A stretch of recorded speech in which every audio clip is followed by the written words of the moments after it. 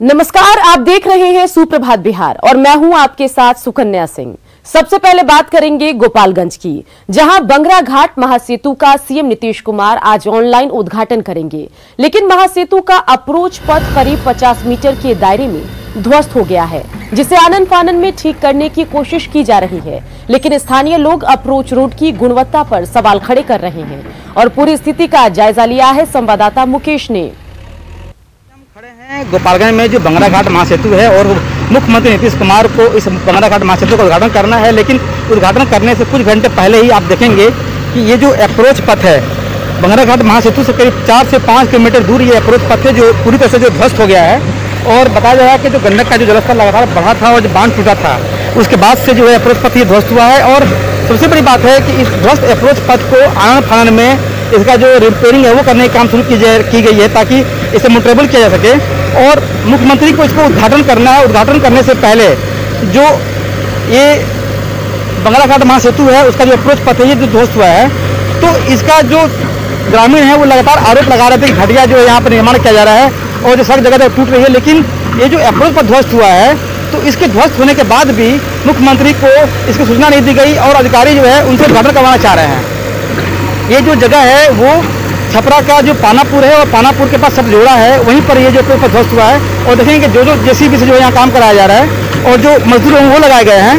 तो सबसे बड़ी बात है कि जिस कंपनी के द्वारा जो एसपी सिंगला कंपनी है उसके द्वारा ये जो मेगा ब्रिज है उसके छपरा साइड में करीब 11 किलोमीटर और मुजफ्फरपुर साइड में करीब 8 किलोमीटर का अप्रोच पथ है। तो आप देखेंगे कि छपरा साइड का जो अप्रोच पथ है ये डैमेज हुआ है और पानी की वजह से ये ध्वस्त हो गया है और यहाँ पर जेसीबी से मोटरेबल करने की कोशिश की जा रही है। सबसे बड़ा सवाल है कि मुख्यमंत्री जिस मेगा ब्रिज को उद्घाटन करना चाह रहे हैं और करना है उनको, लेकिन उससे पहले ही ये मेगा ब्रिज का जो अप्रोच पथ है वो ध्वस्त हो गया है। तो ये कहीं ना कहीं गुणवत्ता पर बड़े सवाल खड़ा करता है। मुकेश कुमार, न्यूज़ 18, गोपालगंज। गोपालगंज के बैकुंठपुर के बंगारा घाट महासेतु का मुख्यमंत्री नीतीश कुमार आज वीडियो कॉन्फ्रेंसिंग के जरिए उद्घाटन करेंगे। गोपालगंज को मुजफ्फरपुर के साहेबगंज से जोड़ने वाला ये गंडक पर चौथा महासेतु है। 1506 मीटर लंबा ये महासेतु सारण को चंपारण और तिरहुत से जोड़ेगा। इसके निर्माण में करीब 509 करोड़ की लागत आई है। 15 मीटर चौड़े इस महासेतु के निर्माण में 6 साल 4 महीने लगे। इसके चालू होने से 6 जिलों की करीब 8 लाख की आबादी को फायदा होगा। 15 जून को मुख्यमंत्री ने इसी पुल के समानांतर बने सत्तरघाट महासेतु का उद्घाटन किया था।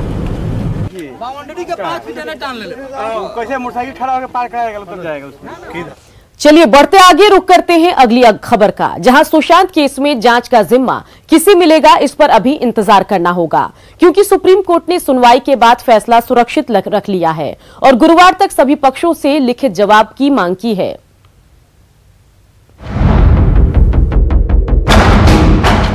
सुशांत सिंह मौत मामले को लेकर सुप्रीम कोर्ट में सुनवाई हुई। कोर्ट ने सभी पक्षों की दलीलों को सुना।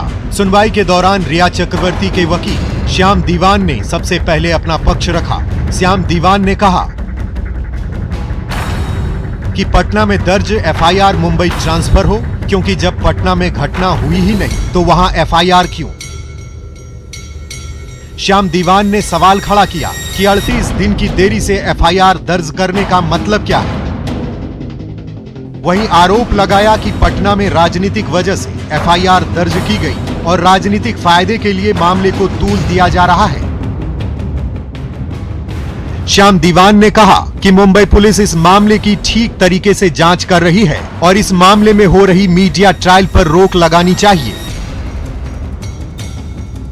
रिया के वकील ने कोर्ट के सामने अपनी दलील रखी। इस दौरान सुप्रीम कोर्ट के जज और रिया के वकील के बीच सवाल जवाब भी हुए। जज ने पूछा, क्या आप मामले में सीबीआई जांच चाहते हैं?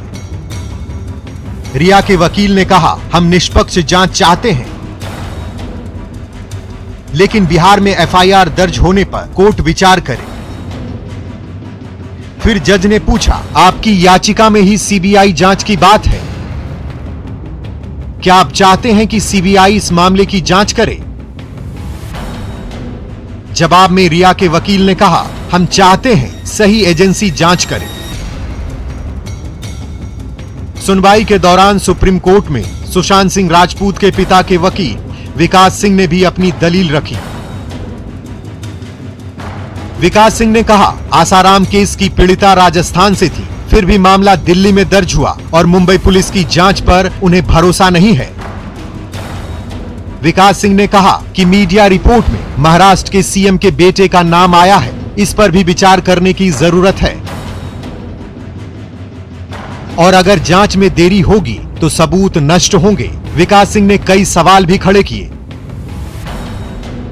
कहा कि सुशांत सिंह का दरवाजा तोड़ने के पहले बहन को क्यों नहीं बुलाया गया और डेड बॉडी पर जो निशान हैं वो बेल्ट के भी हो सकते हैं।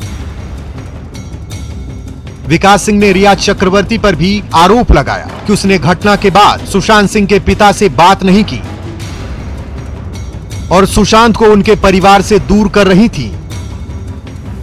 इसलिए जो इन्होंने पॉलिटिसाइज करने की कोशिश की उसका हमने जवाब दिया कि देखिए इन्होंने प्रेस क्लिपिंग्स लगाए हैं, लेकिन हमने कोई प्रेस क्लिपिंग नहीं लगाया जिसमें तमाम प्रेस कह रही है कि वहां भी कोई पॉलिटिशियन इन्वॉल्व है। बिहार सरकार के वकील मनिंदर सिंह ने भी सुप्रीम कोर्ट में दलील दी। कहा कि मुंबई पुलिस ने इस मामले में एफआईआर दर्ज नहीं की, बिना एफआईआर के ही 56 लोगों का बयान लिया। मुंबई पुलिस ने जांच में बिहार पुलिस को सहयोग नहीं किया। बिहार पुलिस के सीनियर अधिकारी को क्वारंटीन कर दिया गया और राजनीतिक दबाव में काम कर रही है महाराष्ट्र पुलिस। बिहार सरकार के वकील ने कई सवाल भी खड़े किए। मुंबई पुलिस ने क्यों नहीं दर्ज की एफआईआर? बिना एफआईआर महाराष्ट्र पुलिस क्यों जांच कर रही है और महाराष्ट्र पुलिस इस मामले में किसे बचाना चाहती है?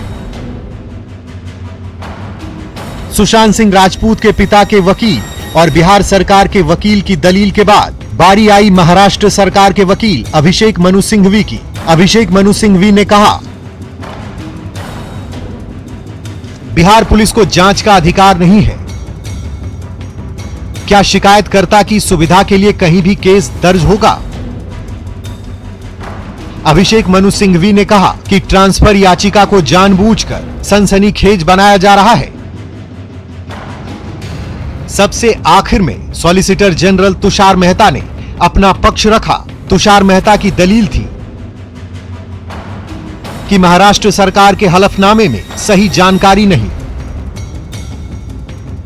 मुंबई में ना एफआईआर हुई ना ठीक से जांच हुई। इस मामले की निष्पक्ष जांच होनी चाहिए, सच्चाई सामने आनी चाहिए और सीबीआई जांच की बिहार सरकार की सिफारिश को केंद्र ने मान लिया है।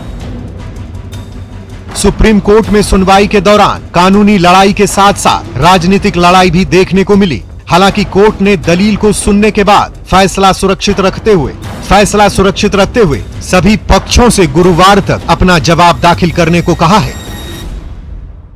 तमाम पक्षकारों से लिखित जवाब दाखिल करने के लिए सुप्रीम कोर्ट में कहा है। सुप्रीम कोर्ट उसके बाद इस मामले में अपना अहम फैसला सुनाएगा। सुप्रीम कोर्ट अपने फैसले में यह तय करेगा कि बिहार में रिया चक्रवर्ती को लेकर जो एफआईआर दर्ज किया गया है उसका ट्रांसफर महाराष्ट्र में किया जाए या ना किया जाए। दूसरा, सुप्रीम कोर्ट अपने फैसले में यह भी तय करेगा कि इस मामले में जांच सीबीआई करे या फिर ना करे। इंतजार करना होगा फिलहाल सुप्रीम कोर्ट के फैसले का, लेकिन इस फैसले में कहीं ना कहीं सुशांत सिंह राजपूत की मौत की निष्पक्ष जांच का एक बड़ा फैसला सुप्रीम कोर्ट आने वाले दिनों में सुनाने वाला है।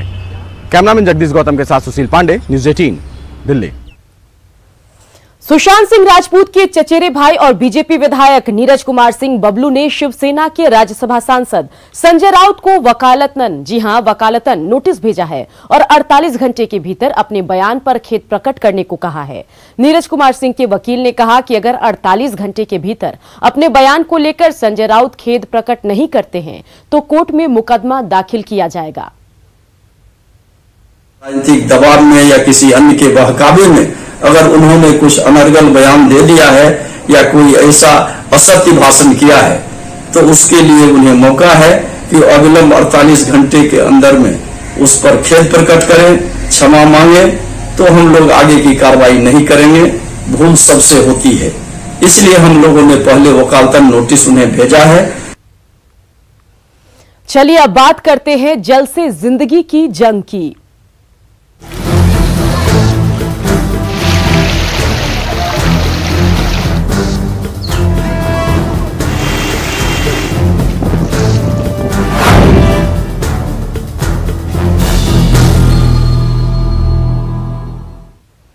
बिहार के कई इलाके बाढ़ प्रभावित हैं और लोगों ने ऊंचे स्थानों पर शरण ले रखा है, चाहे वो बांध हो, नेशनल हाईवे हो या फिर रेलवे ट्रैक का किनारा हो।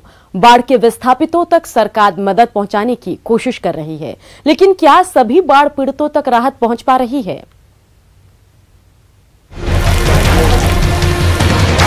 तारीखें बदली, महीना बदल गया, नहीं बदली तो बिहार के उस इलाके की तस्वीर जहां बाढ़ की पानी ने डेरा जमा रखा है।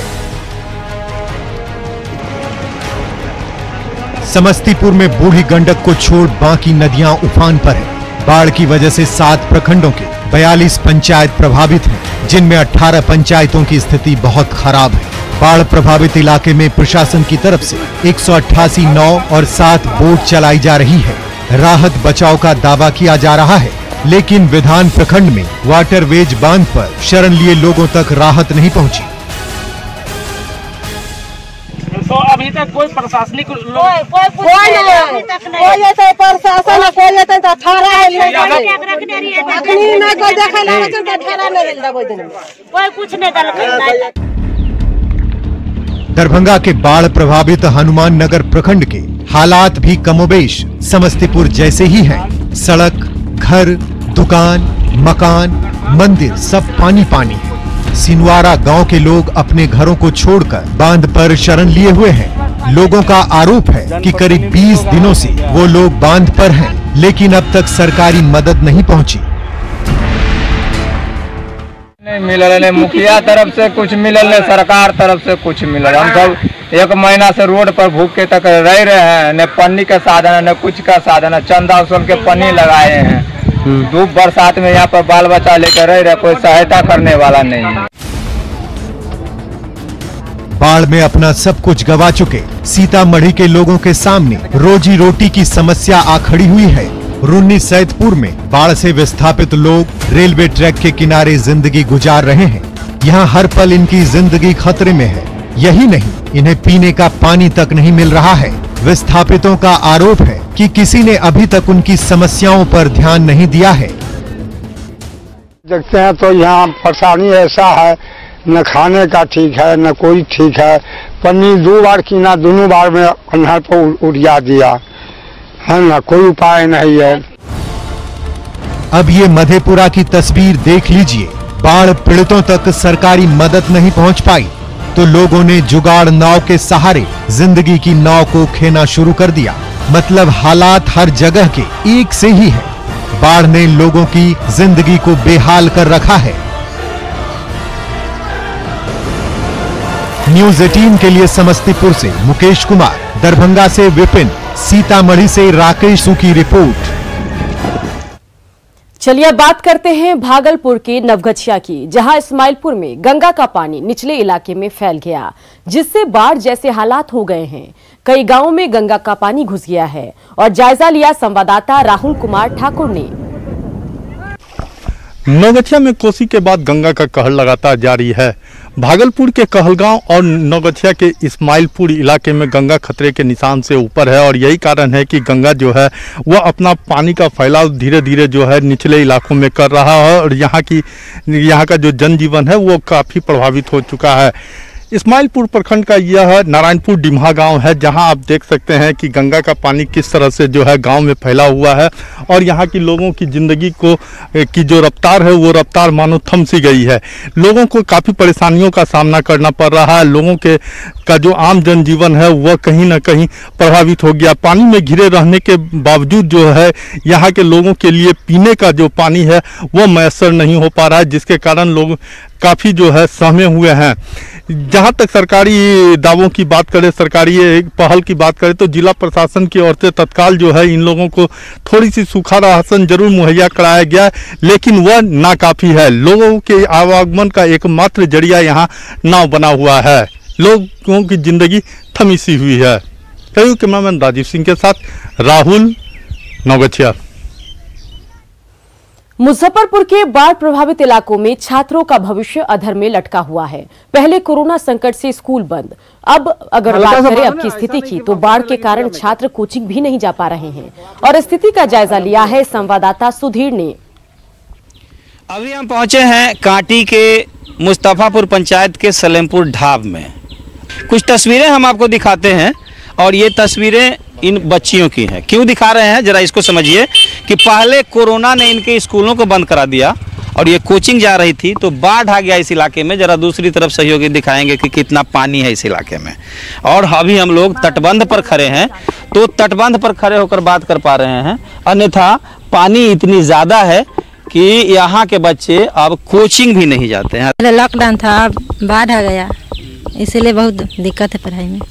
देखना होगा कि आखिर इन बच्चियों की पढ़ाई कैसे सुचारू होगी। बाढ़ ने उनकी पढ़ाई को पूरी तरीके से तबाह करके रख दिया है। सुधीर कुमार, न्यूज़ 18, मुजफ्फरपुर। हाजीपुर के राघोपुर दियारा इलाके में कोरोना मरीजों के लिए कोविड स्पेशल नाव एम्बुलेंस तैयार है। जिला प्रशासन ने राघोपुर दियारा इलाके के लिए 2 खास नाव तैयार कराया है जो मेडिकल सुविधाओं से लैस है। वहीं इसमें 2 अटेंडेंट भी तैनात किए गए हैं और इसका जायजा लिया है संवाददाता राजीव मोहन ने। वैशाली जिला प्रशासन ने कोरोना संक्रमित मरीजों के लिए अनोखी पहल की है। इसके तहत जिला प्रशासन की ओर से 2 नाव एम्बुलेंस बनाई गई है। हमारे पीछे ये नाव एम्बुलेंस है जिसका नाम कोविड-19 एम्बुलेंस रखा गया है।